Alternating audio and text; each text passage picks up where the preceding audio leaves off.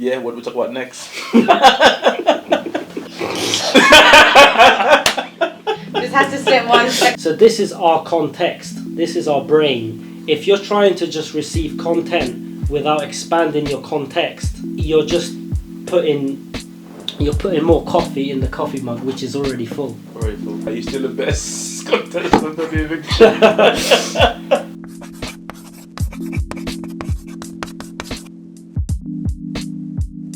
Yes! Welcome to another episode of the Rags to Riches podcast. And today I'm so excited, man. I've got one of my best friends from day one.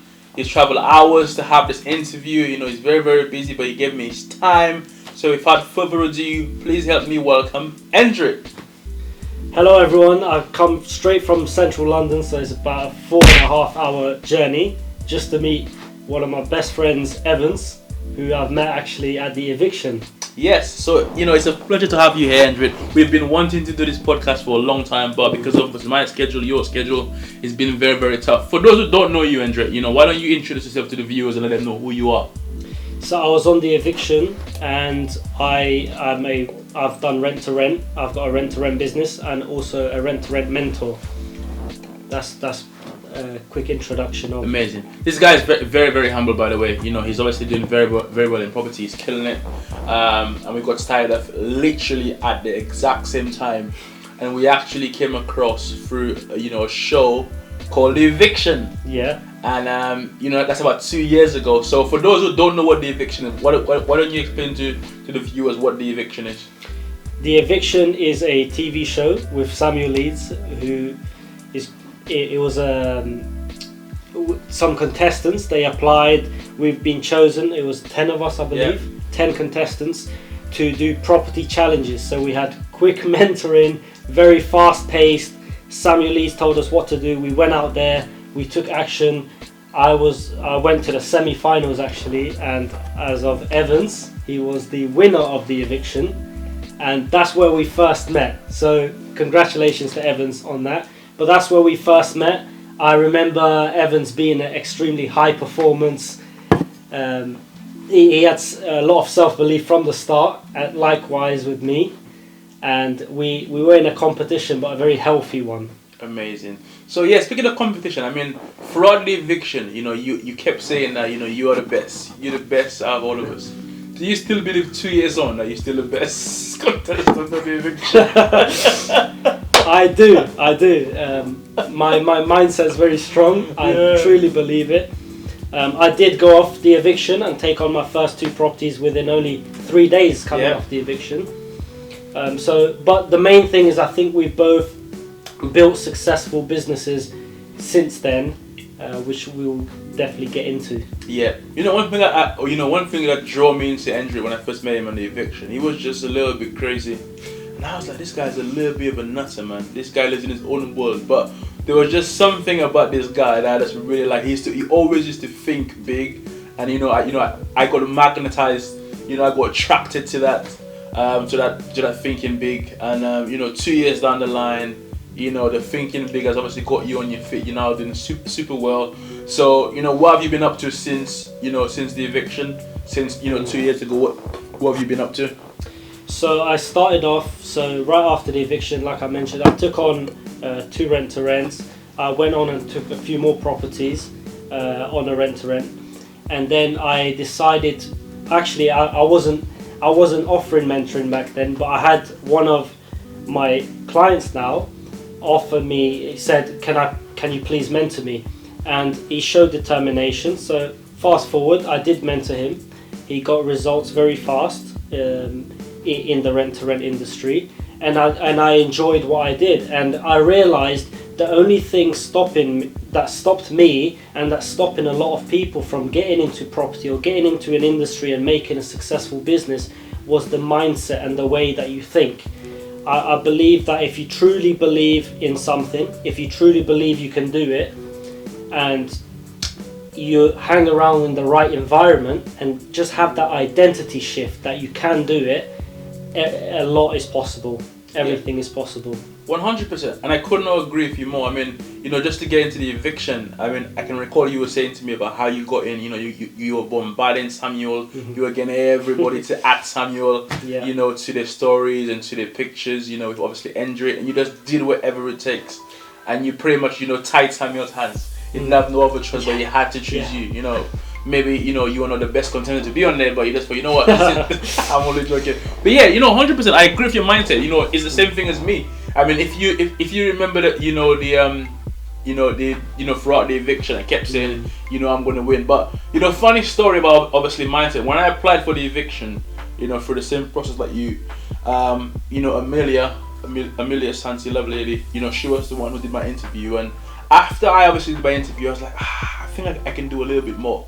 So I can recall sending Amelia a message. I've still got it to this day on Instagram. And I said to her, look, you need to put me on this show. You need to obviously select me. I'm like, the only way I'm not going to win this show is if you don't select me. Swear to God, I've still got the stuff today. Now, the thing about it is, it's very easy for somebody to mistake your confidence for arrogance. It's very easy to be like, oh, this guy is just obviously, he's just talking BS. But the reason why I said I'm going to win is because at that time I was literally willing to do whatever it takes, and it's all down to mindset, and that's why now I'm on the other side of the coin.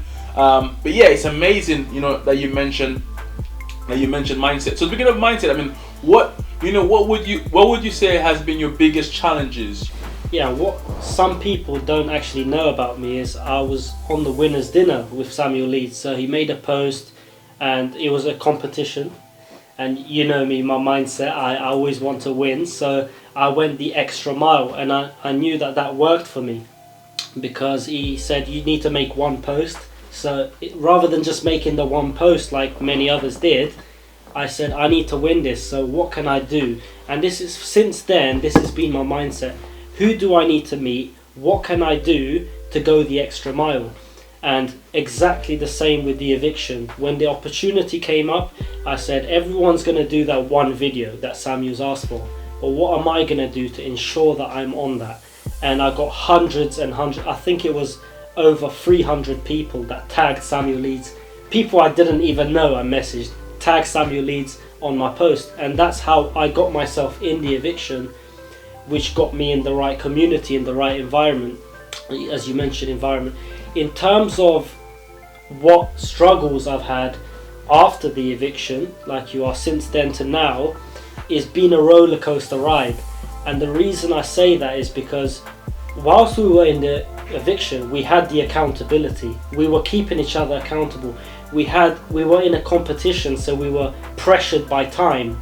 We had to get things done at a certain amount of time, and we were in the right community with the right mentor that's given us the tools, but we're also keeping each other accountable, and we're all keeping that high energy. So that really pushed us to get results, insane results, with a very short period of time. And as soon as I left, I continued, and within 3 days I took on 2 properties.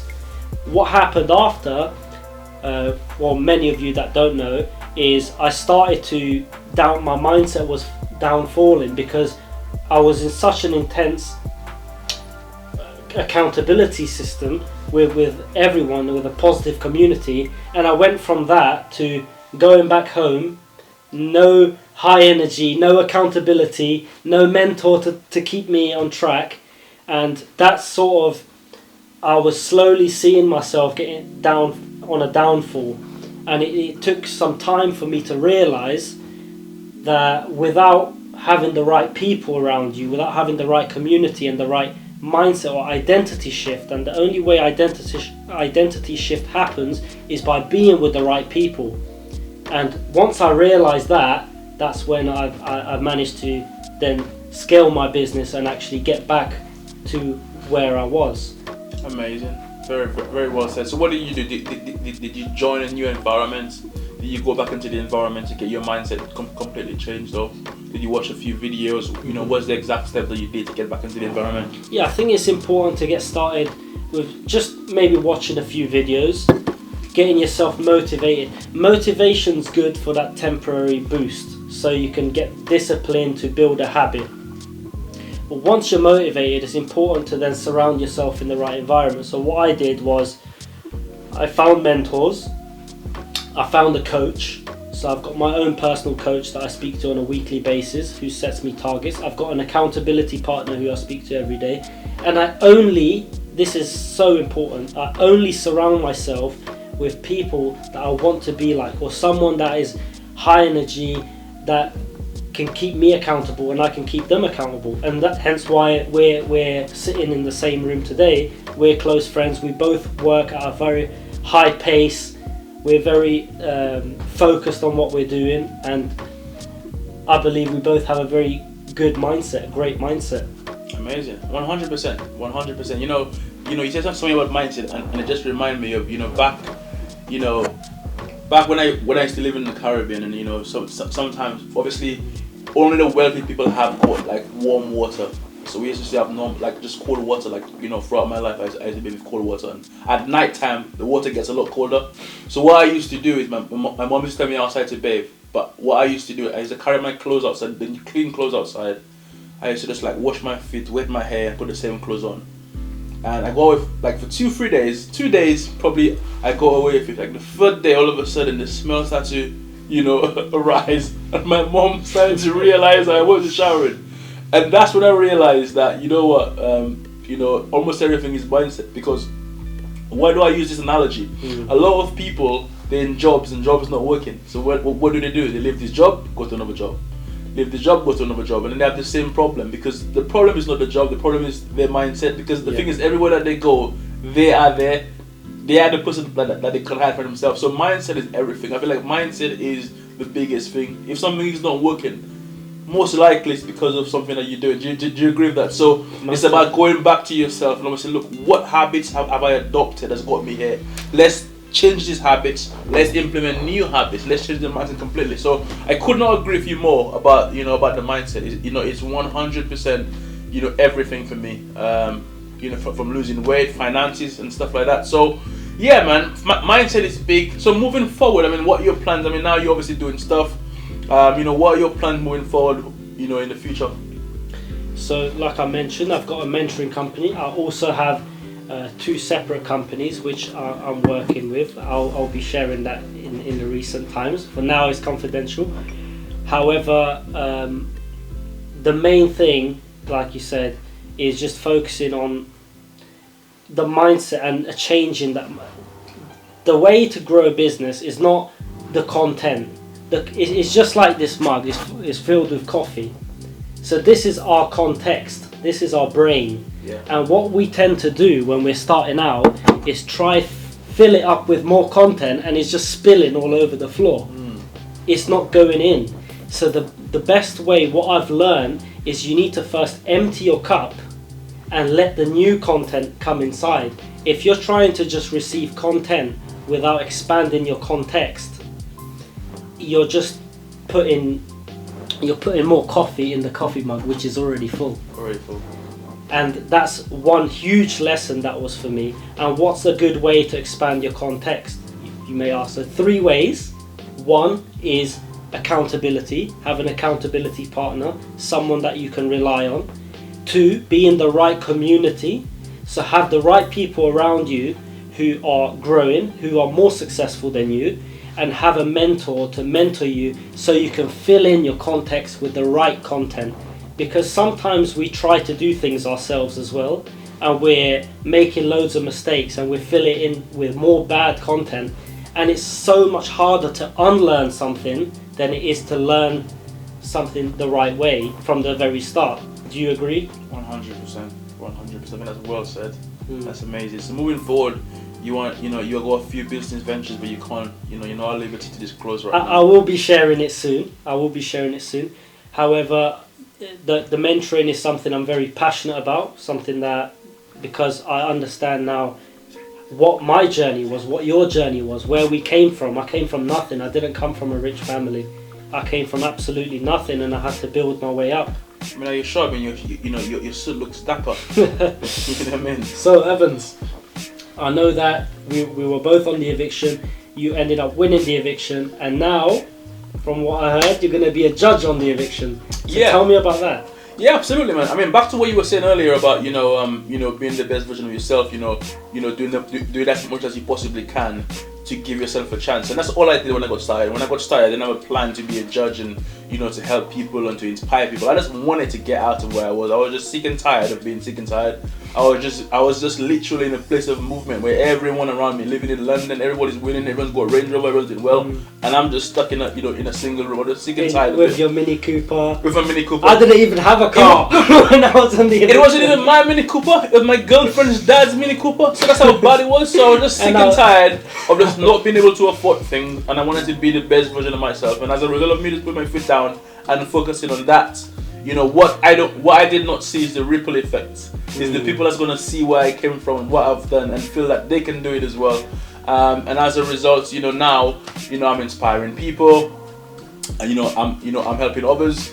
I'm motivating people. And I've gone from someone who was just about lucky to being on the Eviction, to now being a judge on the Eviction. So it's not something that I intended to do, but I always think that everything that we go through in our life, we go through it for a reason. God's got a bigger plan for us, and that's one of the things that I didn't see, and God had a plan for me, and hopefully He's got a bigger plan for me moving forward. Definitely, I agree with that. And for some of you, it might not be God for you; it might be the universe. But there is always a message, and I think that if you pay attention to yourself and take some time off, those messages actually come through, and it's. You have a feeling that you should be doing something else, but you're not taking action on those steps. That's all God's plan, or the universe's plan for you. If you actually follow your instinct, follow your gut feeling on what's right, and you'll be directed in the right path. I believe you. One of my mentors, Steve Harvey, incredible guy. One of the things that he says is that God doesn't give anybody a vision if He doesn't give them the ability to do so. So anything that you can imagine, you can think about, you can see yourself doing, you 100% got the ability to do it. He said God doesn't give one if at the other. So I couldn't agree with you more on that. So what we talk about next? Just had to sit 1 second. Yeah, man. So look, man. As usual, it's an absolute honor to spend time with you. Whenever I feel like whenever I'm in your presence, I just feel a lot more vibrant, a lot more energetic. So it's been my absolute honor to obviously have you on. And if somebody obviously wants to find you, how can they find you, Endrit? Instagram, EndritMJ, so EndritMJ. We can put that on the link on the description. But thanks to Evans for inviting me. It's a pleasure to be here, and I appreciate you calling me to come here and be on your podcast. So I really appreciate it. Now, just one more thing. What's one thing that you would advise the viewers? Just one major thing that's been a breakthrough for you in the last 2 years. One thing that's been a breakthrough for me, I think, I think you mentioned it earlier, but I think it's really underrated.